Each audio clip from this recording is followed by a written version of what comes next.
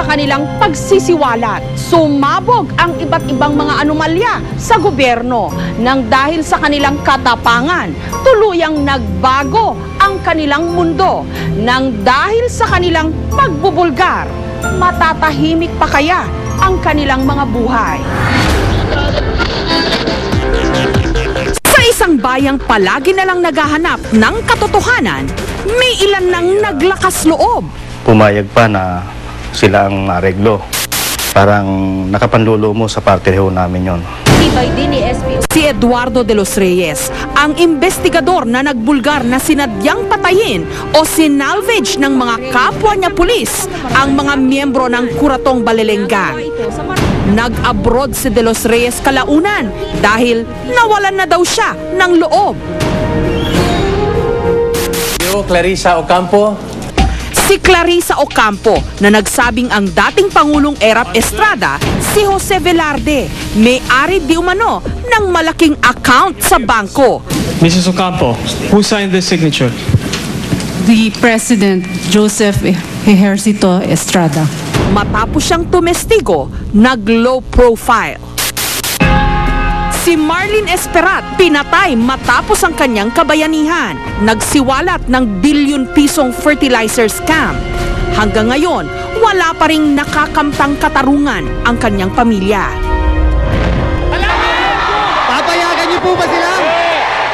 Sa patapangan, marami na rin naman ang nagpamalas nito. Naglakas loob para sabihin ang kanilang nalalaman tungkol sa mga anomalya at kabuktutan sa ating lipunan. Hindi bali nang binangga nila ang mga nasa kapangyarihan. Laganap man ang korupsyon sa ating lipunan, ang bawat tiwaling opisyal may katapat. I appeared before this committee if only to tell our fellow Filipino people and the lowly soldiers that hindi lahat ng Pilipino ay corrupt. Si Heidi Mendoza, dating auditor ng Commission on Audit, nadiskubre niya ang di umano milyon-milyong nawawala, nawaldas o ninakaw na mga pondo sa armed forces. Nag-resign siya sa gobyerno nung sa tingin niya hindi pinahalagahan ang lahat ng kanyang mga pinaghirapan.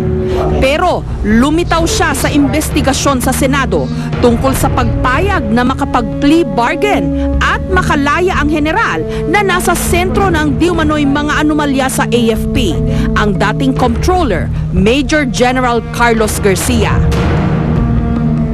Para kang karamihan ng mga Pilipinong nagtatrabaho sa gobyerno. May mga anak na pinapaaral, may bahay na binabayaran, yung sweldo mo talagang budgeted na budgeted. Tapos ang iniimbestigahan mo, mga milyon-milyon na mukhang kinurakot lang ng kung sino-sino mga tao. Ano pakiramdam nun? Ako kasi very positive. Tingin ko parate, I'm even more blessed than other people. Ang parati kong comparison, yung mga taong kasama ko, na katulong ko, o yung driver ng nakikita ko na nagsiservice sa amin, o kaya yung tricycle boy sa kanto, sabi ko, kung nakikita lang nila kung gaano kalaki yung pera na nalulustay. Tama ba o mali yung iniisip ng maraming tao na mga nagtatrabaho sa gobyerno? Ay, ako, kung hindi mahina, may ginagawang anomalya.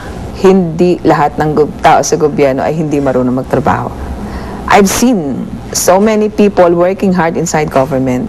Kung maraming honest at competent na tao sa gobyerno, bakit kaya itong bansa natin hindi umusad? I think because maraming honest, maraming competent. Ang problema, there's this culture of yung silence, yung bang as long as I am not receiving the bribe, ang dami-daming matino, ang dami-daming malinis, ang daming mahusay. Kaya lang yung kukunting rotten, sila yung may hawak ng critical na posisyon. How many times in my life have I been told, huwag ka nilang magsalita, tumahimik ka nilang, kasi enjoy naman sila dun basta ba hindi ka kasali Saan ka humuhugot ng lakas para gawin ang lahat ng ito? Hindi ito tapang Kasi ang sabi ko nga, kung matapang ka, hindi mo kayang, dahil lang sa tapang, isusubo mo yung anak mo. Hindi mo kaya yon. Lalo na kung may 3 kang anak. I think it is deeper than that. It is more on Ano yung pinanggagalingan ng iyong loob? Saan ka humuhugot ng iyong paniniwala? Sana lang ho i-assure nyo sa akin that I can go back to my normal life. Na wala akong security, na walang gagalawin sa anak ko. Maawa ho kayo sa akin. Pero hindi raw madali ngayon ang pinagdadaanan ni Heidi at ng kanyang pamilya. Nagtatago, palipat-lipat, may bodyguard para masiguro ang kanilang kaligtasan. So at this point, wala ka nang pinagdadaanan na self-doubt, regrets, bakit ko ba nagawa ito, pagsisisi? I must admit, may regret. Lalo na nung initial days, no? Nung medyo hindi pa kayo nagkakaintindihan ng asawa mo kasi hindi ko nga sila kinonsulta. Nung medyo yung anak mo sinasabihan ka, Ma, gusto mo ba kaming mamatay? Gusto mo ba kami ipapatay? Or something like, you know, Ma, you're selfish. Kahit na yung pinakamaliit lang na bagay such as enjoying our friends, ipinagdamot mo pa sa amin. I feel like, you know, Diyos ko, bawiin ko na lang kaya. And the one who conducted the first interview can attest to this. There's so many exchanges of text. Can you hold on to this? Do not release it. Never give the chance na ma-air out ito because I myself was on a constant struggle of should I go out or not. Until finally, sabi ko sa prayer ko, Lord, itulak mo na lang po ako.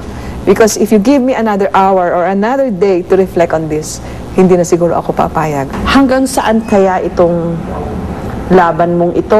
Actually, it's a constant struggle with my conscience. Araw-araw, tinatanong ko yung sarili ko, Lord, hanggang kailan to? Especially so because my children will always ask me, Ma, when will we go back to normal life? And I will always tell them, bukas anak, tapos na to. Now that I've seen that the passion for reform has been inflamed, parang tingin ko, wala akong karapatang magpahinga. Si Heidi ay anak ng dating pulis sa Quezon Province. Utang daw niya sa kanyang ama at ina na pagbutihan ang kung anumang narating niya. Yung impluwensya ng magulang, ng tatay, ng nanay, yung pagpapalaki ng magulang, yung kabuuan ng pamilya, yung kalaliman ng pananampalataya. My father is an honest policeman, wala kaming pera, pero never namantsahan ng kahit na ano-ano yung serbisyo ng tatay ko. If I could still remember right, we program 40 million pesos every month. Si Lieutenant Colonel George Rabusa. Nung nagtapos sa Philippine Military Academy taong 1987, nasa top ng kanyang klase. Maganda ang naging takbo ng kanyang career hanggang nakaabot sa isa sa pinakamakapangyarihang posisyon sa hukbong sandatahan.